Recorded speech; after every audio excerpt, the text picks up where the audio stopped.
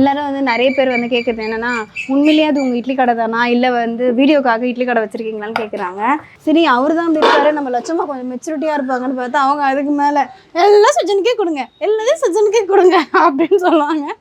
உங்கள் உருவத்துக்கு வடை சுட்டா நான் குண்டா இட்லி குண்டா அந்த வடை குண்டா அளவுக்கு தான் சுடணும். கடாய் சைஸுக்கா எதுக்கு கோணி காட்டுறாங்க ஒன்று ஒன்றா காட்டு இதான் ஊரில் வடையா? ஹாய், இன்றைக்கி என்ன பார்க்க போகிறேன்னு பார்த்தீங்கன்னா, இன்றைக்கி ஃபுல்லாக நம்ம என்னெல்லாம் பண்ண போகிறோன்றது தாங்க பார்க்க போகிறேன். இன்றைக்கி வேறு சனிக்கிழமைங்க, அந்த நாள்லேயும் ஆஃப் டே ஸ்கூல் வச்சுக்கிறாங்க. எனக்கு தான் கொஞ்சம் கஷ்டம், காலையில் எழுந்து உங்களுக்கு ஏதாவது செய்ய வேண்டியதாக இருக்குது. சரி ஓகே, நம்ம வந்து இப்போ அவங்களோட ரெடி பண்ணியாச்சு. 2 பேருமே வந்து ரெடி ஆகிட்டு ஒரு குட்டி தூக்கம் போட்டார். இந்த பையன் வந்து ஒரு குட்டி தூக்கம் போட்டான். வீடு வந்து ஏன் இப்படி இருக்குது நிறைய பேர் நிறைய வாட்டி கேட்டிருக்கீங்க. ஆக்சுவலாக வந்து நேற்று நாங்கள் துணி துவைச்சி போட்டோமா, கடை மழை வந்தவுடனே நாங்கள் ஸ்பீடாக எடுத்து வாரி போட்டதுனால தான் அந்த மாதிரி துணி வீடு கொஞ்சம் கலைஞ்சிருக்கு. ஓகே போகலாமா? போகும்போது ஸ்நாக்ஸ் வாங்கிட்டு போனோம். கிரையான்ஸ் பேக்கில் வச்சுருக்கேன். ஒன்று கூட தொலையாமல் வரணும். எப்படி வரணும்? ஒன்று கூட தொலையாமல் வரணும். Very good. லட்சு, உந்துலேயும் கிரையான்ஸ் இருக்குது, பத்திரமா ஒன்று கூட. சரி ஓகே, எழுந்துருங்க. Okay, jump, stop, up, down, up, down, sit down, stand. Okay, கொஞ்சம் பிரிஸ்காக தான் இருக்காங்க. ஓகே, இன்னைக்கு பத்திரமா போயிட்டு அப்படியே வந்து கூட்டிட்டு வந்துடும். ஓகேவா? நம்ம வந்து இவங்களை அனுப்பிச்சிட்டு அடுத்து நம்ம என்னெல்லாம் வேலை பார்க்க போகிறோன்றது நம்ம அப்புறம் பார்க்கலாம். வாங்க போகலாம். ஸ்நாக்ஸ் வாங்கிட்டு போனோன்னே மறக்காமல் வாங்க வாங்க, இறங்கு. ஒரு வழியாக பசங்க ஸ்கூலுக்கு போயிட்டாலே நம்மளுக்கு பாதி வேலை முடிஞ்ச மாதிரி இருக்குது. இப்போ எனக்கு அப்படி தான் இருக்குது. மழை பெஞ்சு விட்டா இருக்கும் பார்த்தீங்களா, அந்த மாதிரி நிம்மதியாக இருக்குது. இப்போ அடுத்து வந்து நான் என்ன பண்ணிகிட்ருக்கேன்னு பார்த்தீங்கன்னா, உளுந்த வடை சுடுறதுக்காக வெங்காயம் அரிஞ்சிட்ருக்கேன். உளுந்த வடை தான் எங்கள் வீட்டில் எல்லாருக்குமே ரொம்ப பிடிக்கும். எனக்குமே ரொம்ப பிடிக்கும்னா பாருங்களேன். அதனால் வந்து கொஞ்சம் உளுந்த பருப்பு 1 கப்பு தான் போட சொன்னாங்க. ஆனால் நான் 1.5 கப்பு போட்டேன். 1/2 கப்பு வடை நம்ம தான் சாப்பிட்ணுன்ட்டு. அதனால் இப்போ வந்து வெங்காயம் அரிஞ்சிட்டு ஆல்ரெடி பருப்பு ஊற வச்சுட்டேன். இப்போ அதை அரைச்சிட்டு இந்த வெங்காயத்தை போட்டு வடை சுட்டுருங்க. அடுத்து வந்து கடையிலையும் கொஞ்சம் ஹெல்ப் பண்ண வேண்டியது இருக்குது. ஏன்னா கடைக்கு ஆள் வந்துட்டு இருக்காங்க. நம்ம போய் கிடக்கிறன்னு இட்லியும் இறக்கணும்.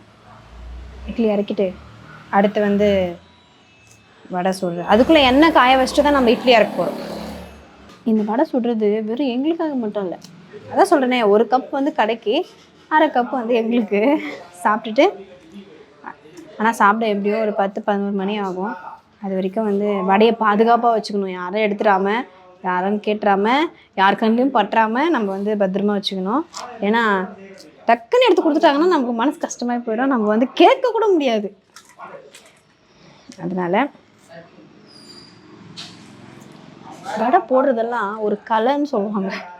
அந்த கலையும் இல்லை, எதுவும் இல்லை. நேற்று நெயில் பாலிஷ் மீந்திருக்கேன்னு சொல்லிட்டு வச்சு விட்டேன். நல்லா ப்ளூ கலரில் பெயிண்ட்டு இந்த எந்த பெயிண்ட் இருந்தால் மீந்தால் வச்சுருப்பாங்க, அந்த மாதிரி இருக்குது கலரு. இப்போ வந்து நிறைய பேர் நினைப்பாங்க ஹஸ்பண்ட் ஹெல்ப் பண்ணுறாரான்ட்டு. நிறைய பேரோட கேள்வி அதுதான். ஹஸ்பண்ட் ஹெல்ப் பண்ணுவார். நான் வேலை செஞ்சுட்டு இருக்கும்போது வந்து நான் வீடியோ எடுக்குவா அப்படி கேட்பாரு. ஹெல்ப் பண்ணட்டுமா கவி, ஹெல்ப் பண்ணட்டுமா அப்படின்னு. ஆமாம், எது அந்த இட்லி 2 ஊட்டுறது பார்த்தீங்களா, இட்லி 2 ஊட்டிட்டாருங்க காலைல 7:30 மணிக்கு. அதாவது ஒரு 7 மணிக்கு எழுந்து வேலை செஞ்சாலும் பரவாயில்ல, 7:30 மணிக்கு எழுந்து அந்த 1/2 மணி நேரத்தில் எதுவுமே பண்ண மாட்டார். நான் குழந்தைங்க ரெடி பண்ணுறேன், வந்து இட்லி எடுத்துகிட்டு வந்து இவர் போய் குளிச்சுட்டு கிளம்புறதுக்கு 8 ஆகிடும். இப்போ வந்து நடுவில் நம்ம நிறைய வாட்டி இறக்கிட்டோம். லாஸ்ட்டாக இறக்கும் போது தான் ஹஸ்பண்டுக்கு தூக்கம் கலைஞ்சி வந்திருக்காரு. சாரி, குழந்தைங்களை விட்டு வந்திருக்காரு. அதனால் வந்து இப்போ மட்டும் ஃபஸ்ட்டு இறக்கிடலாம். இட்லி இறக்கிறதுக்கு பாத்திரம் இல்லை, நான் மேலே போய் வாங்கிட்டு வரேன். அப்பா சூடு.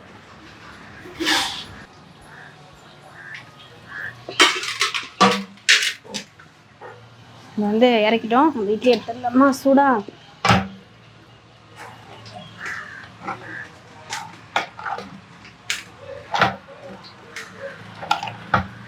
எல்லாரும் வந்து நிறைய பேர் வந்து கேட்குறது என்னென்னா, உண்மையிலேயே அது உங்கள் இட்லி கடை தானா, இல்லை வந்து வீடியோக்காக இட்லி கடை வச்சுருக்கீங்களான்னு கேட்குறாங்க. எங்களோட வாழ்வாதாரமே இதுதான். இது இல்லாமல் எப்படி நாங்கள் வந்து வேறு பண்ண முடியும்? இதுதான் வந்து எங்களுக்கு எப்படி சொல்கிறது, நாங்கன்றதை விட எங்கள் மாமியார் வந்து இந்த தொழிலை செஞ்சு தான் அவங்க 3 குழந்தைங்களையும் வளர்த்தாங்க, படிக்க வச்சாங்க, எல்லாமே இதுலேருந்து தான் செஞ்சாங்க. ஸோ இது வந்து பரம்பரையாக செய்கிறது தான். இது வந்து வீடியோக்காகலாம் கிடையாது. இது ஒரிஜினலில் தான் இப்படிலாம் இருக்க முடியும்.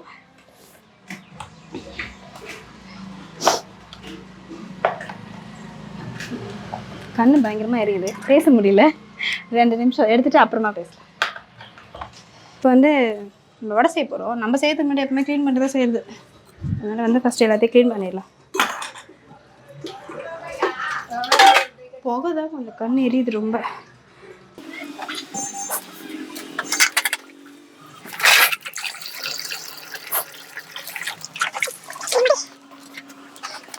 இந்த ஒரு கட்டை தான் ரொம்ப புகையுது, கண்ணுலாம் எரியுது. ஃபஸ்ட்டு இதை அணைச்சிரும்.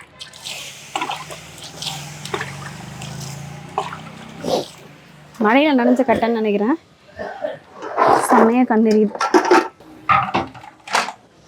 வந்து எல்லாத்தையும் ஊற வச்சிடலாம்.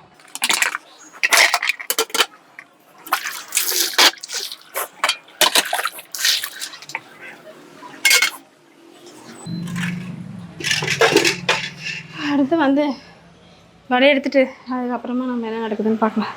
வடை சுட்டு முடிச்சாச்சு. நம்ம போய் இப்போ சுட சுட சாப்பிட போகிறோம். 2 விதமான வடை இருக்குது, வாங்கிக்கலாம். நம்ம வந்து வடையை சுட்டு முடிச்சாச்சு. ஃபஸ்ட்டு டெஸ்டிங் வந்து அக்காவுக்கு தான் கொடுக்க போகிறோம். எப்படி இருக்குன்னு அவங்க கிட்ட கேட்கலாம். அக்கா வடை என்ன வடை இது? ஆமாம் வடை. ஆமாம் வடையா? உளுந்த வடை மாதிரி இருக்குதா? உளுந்த வடை தாங்க. வேற என்னக்கா வடை சுட்டு? என்னம்மா இவ்வளோ பெருசாக சுட்டுக்கிற? இவ்வளோ பெருசாக வடை வரும், இவ்வளோ தான் வரும். ஏன்டி குழந்தைக்கு சாப்பிட்ற வடையே என்ன நியாயமா இது? எங்க ஏத்த உருவத்துக்கு ஏத்தாங்க சுட்டாதானே? எப்படி 10 சாப்பிட்டா கூட 10ஆவது அளவுக்குன்றதுக்கா சுடுறது? உங்கள் உருவத்துக்கு வடை சுட்டா நான் குண்டா இட்லி குண்டா அந்த வடை குண்டா அளவுக்கு தான் கடாய் சுடணும். சைஸ் சுடணும். கடாய் சைஸுக்கா? எதுக்கு குழந்தை காட்டுறாங்க ஒன்று ஒன்றா காட்டு? இதான் உங்க ஊர்ல வடையா? சரி அப்போ சொல்லுங்க, எவ்வளோ பெருசு சுடணும் வடை? அதை கொஞ்சம் பெருசா சுடணும். இவ்வளோ பெருசா? கொஞ்சம் பெருசா சுடணும். அதுவும் இவ்வளவு பெருசுன்னு சொல்லிடு. கையே இப்படி காட்டுறீங்க? இவ்வளவு ஒரே வாய் போயிடும் நீ சுடுற வடை. தெரியுது, இப்பதான் தெரியுது 4 லட்சமா வடை சுட்டுக்கிறேன். அப்புறம் புட்டு வாயில போறீங்க? ஒரே வாயில போட வேண்டியதானே? இப்பதானே சொல்றேன். சொல்றேன். மிளகா போட்டு வச்சு துண்டுறதுக்கு பாரு. வடை கொடுத்து சுட்டாடா. சூடு உடனே ஆறி போச்சு. கொஞ்சம் நெருப்பள்ளி நட்டா? என்ன நெருப்பா? சூடு வச்சு நீ வச்சுக்கோ கொஞ்சம் வாயில. உப்பையும் இல்லை, ஒன்றும் இல்லை. வடை இங்கே தான் குடும்பி குண்டானே. அதான் உப்பு இல்லை, எதுக்கு வேணாம் விடுங்க. குறி வாயை வர எடுத்து விட்ட. நீங்கள் தூணு வரைய வச்சிங்க. அதாவது கஷ்டப்பட்டு வெங்காயம் அரிஞ்சு உளுத்தம்பருப்பு ஊற வச்சு அதை அரைச்சி எல்லாத்தையும் போட்டு வடை சுட்டு எடுத்துன்னு வந்தா எனக்கு வேணும் தான். என்ன பண்ணுறது? வாங்க நம்ம அடுத்த வேலையை பார்க்கலாம். கிடையாது உங்ககிட்ட கொடுக்கும் போதே எனக்கு தெரிஞ்சு போச்சு அது கிடையாதுன்ட்டு. அதான் ஒன்று எடுத்துன்னு வந்துட்டேன். வெண்ணெய் சாமான்கள் ஊற்றுறோம். நம்மளாம் எடுத்துகிட்டு போயிடலாமா?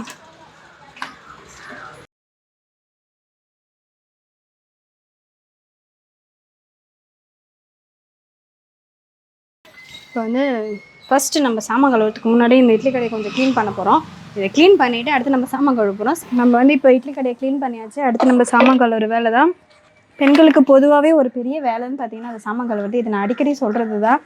இருந்தாலுமே அந்த வேலையை வந்து நம்ம ரொம்ப நேசித்து செஞ்சோன்னா எந்த வேலையுமே கொஞ்சம் ஈஸியாக தான் தெரியும். நம்மளுக்கு அது கஷ்டமாக தெரியாது. அதுதான் ஒரு முக்கியமான விஷயம். இன்றைக்கி வேறு டிரான்ஸ்ஃபார்மர் வெடிச்சு கரண்ட் ஆஃப் ஆகி தண்ணி வேறு இல்லை. இது இருக்கிற இந்த அரை டப்புலேயே வந்து நம்ம சாமானை கழுவி முடிக்க போகிறோம். அது சாத்தியமாக இல்லைன்னு தெரியல, ஆனால் நம்ம கண்டிப்பாக அதை செஞ்சு முடிக்க போகிறோம். இன்றைக்கி நம்ம குழந்தைங்களுக்கு ஆஃப் டே தான் ஸ்கூலு. இருந்தாலுமே வந்து காலையிலேயே நான் சாப்பாடெலாம் செஞ்சு முடிச்சிட்டேன் மதியானத்துக்கு. ஏன்னா நம்ம வந்து திடீர்னு என்ன வேலை வரும்னு தெரியாது. அதனால் அதே மாதிரி குழந்தைங்க 12 மணிக்கெலாம் வந்துடுவாங்க. அவங்களுக்கு வந்த உடனே பசி எடுக்க ஆரம்பிச்சிடும். சரி அதுக்கு முன்னாடி நம்ம செஞ்சு வச்சுருவோம், அது கொஞ்சம் ஈஸியாக இருக்கும்.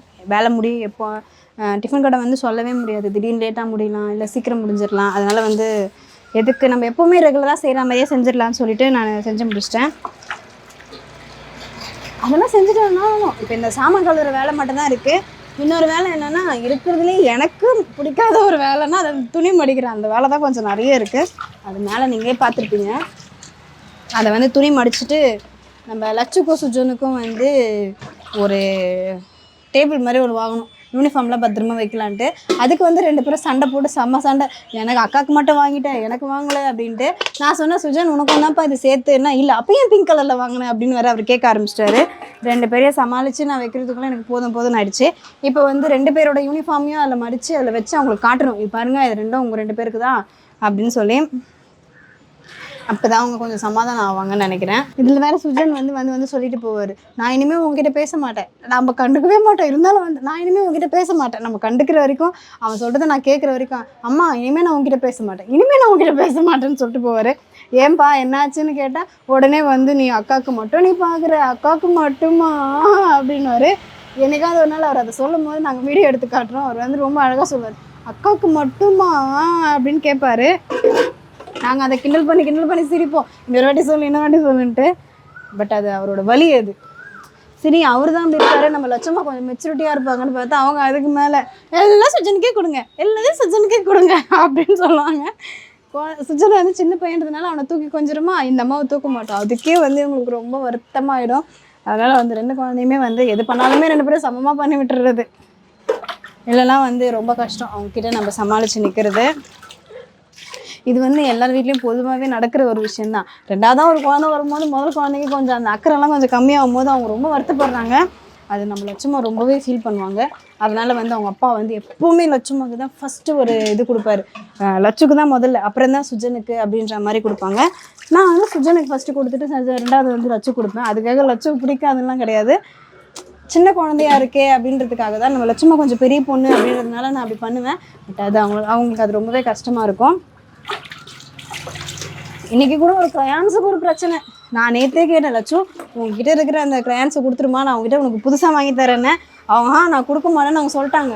இன்றைக்கி நான் சுஜனுக்கு புதுசு கொடுத்த உடனே அந்த அம்மா நான் வேணா எந்த கொடுத்துருவா அப்படின்னு கேட்டாங்க. நான் சொன்னேன், நேற்றே நான் சொன்னலன்றதுக்கு எப்போ பார்த்தாலும் சுஜனுக்கு மட்டும் புதுசு அப்படின்னாங்க. அப்புறம் நான் எடுத்துகிட்டு போய் வச்சுட்டு வரேன்னு சொன்னாங்க. என்ன வேலை பண்ணாங்கன்னு தெரியல, எப்படியும் அவங்க மாற்றிட்டு இருப்பாங்கன்னு நினைக்கிறேன்.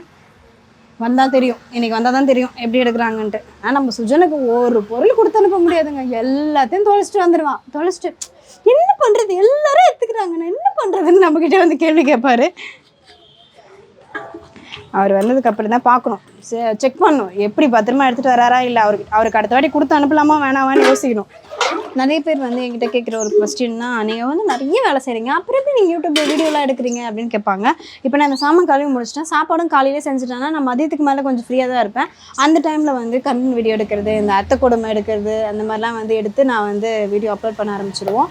இதுக்கு ஒரு பிக்கெஸ்ட் ஒரு சப்போர்ட்னா அது ஹஸ்பண்ட் தான். பாவம் அவர் நைட் ஷிஃப்ட்டே போயிட்டுருக்காரு, பகல்லே எடுக்கிறது கிடையாது. இந்த மாதிரி எனக்கு வேலை இருக்கும், நான் தூங்குவேன், நைட்டில் எனக்கு வேலை இருக்கும்ன்றதுனால, நைட்டில் தூங்குவேன்றதுனால எனக்கு பகலில் பாவம் அவர் கஷ்டப்பட்டுருக்காரு. அங்கேயும் போய் அவர் தூங்குறாரா இல்லைன்னு தெரியல. ஏதோ நம்மளுக்காக இந்த மாதிரி ஒரு மனுஷன் கிடைக்கிறதெல்லாம் தெய்வ செயலுங்க. நம்மளுக்காக ஒருத்தர் தூங்காமல் வேலை பார்க்குறதெல்லாம். ஆனால் என்ன, அந்த கோவத்தை அப்பப்போ எங்கள் மேலே காட்டுவார், செம்மையாக திட்டுவார், அதெல்லாம் பொருட்படுத்தக்கூடாது. சரி, கோவத்தில் இருக்கும்போது 2 வார்த்தை வரதான் செய்யும், அதெல்லாம் நம்ம எதுவுமே சொல்லிக்கூடாது. அப்படியே நாங்கள் சமாதானம் ஆகிடுவோம். எப்படின்னா, அவர் கத்தும் போது சைலண்டாக இருந்துட்டாலே நமக்கு பாதி பிரச்சனை முடிஞ்சிடும். நானும் அப்படி தான், அவர் சண்டை போடும்போது எக்ஸ்ட்ரா 2 வாரத்தை பேசினே இருப்போம். திடீர்னு அவர் கொஞ்சம் ரேஸ் ஆனாலும் வச்சுக்கோ, அடி விட போது நம்ம சைலண்ட் ஆகிடணுன்ட்டு நான் அமைதியாகிடுவேன். அவர் அதில் சொல்லுவார், உஷாராயிட்டல நீ அப்படின்னு கேட்பாங்க. மோஸ்ட்லி நாங்கள் சண்டை போட்டுக்க மாட்டோம், வெளியெல்லாம் தெரியவே தெரியும், நாங்கள் சண்டைனே தெரியாது. நாங்களாம் போய் அவங்க சண்டை போட்டுக்கணும்னா தான் நம்புவாங்க. ஏன்னா அந்தளவுக்கு சண்டை வெளியே தெரியாத அளவுக்கு நாங்கள் சண்டை போட்டுன்னு இருந்தால் கூட வெளியே வந்ததுக்கப்புறம் நாங்கள் சாதாரணமாக பேசிக்குவோம். அதனால் இது வரைக்கும் சண்டை வராத மாதிரி தான் எல்லோரும் நினைப்பாங்க. ஆனால் பட் சண்டை சின்ன சின்ன சண்டைகள்லாம் வரதான் செய்யும். அதெல்லாம் எங்கள் இதில் சண்டையே வராது, நாங்கள் 2 பேரும் ரொம்ப ஒத்துமையாக இருப்போம், அப்படிலாம் நாங்கள் சொல்லவே மாட்டோம். 2 பேருக்குமே சண்டை வரும், ஆனால் அதே நேரத்தில் சமாதானமாக ஆகிடுவோம். அடுத்து என்னென்னா, அப்புறம் என்ன, அதே மாதிரி குழந்தைங்க முன்னாடி மோஸ்ட்லி நாங்கள் குழந்தைங்க முன்னாடி சண்டையே போட்டுக்க மாட்டோம். சண்டை போட வந்தால் கூட சரி, நான் தான் அதிகமாக கொஞ்சம் கத்துற மாதிரி வருவேன். ஆனால் அதுக்குள்ளே ஒரு குழந்தைங்க இருக்காங்க, பேசாத அப்படி சொல்லுவார், அவ்வளோதான், அதோட நானும் சைலண்ட் ஆகிடுவேன். அதனாலே குழந்தைங்களும் பார்த்தது கிடையாது நாங்கள் சண்டை போடுறத. நீங்கள் அதுக்காக நான் போயெல்லாம் சொல்லுங்கள், கேட்டாலும் குழந்தைங்க சொல்லுவாங்க. அவ்வளோதான், ஒரு வழியாக சாமான் கழுவி முடிச்சாச்சு. இப்போ நம்ம மேலே போய் டக்கு கிளம்புனேன். எதுக்காகன்னு பார்த்தீங்கன்னா, குழந்தைங்களுக்கு ஸ்கூல் விட டைம் ஆயிடுச்சு, 12 ஆயிடுச்சு, போய் கூப்பிட்டு வர போகணும். வாங்க போகலாம்.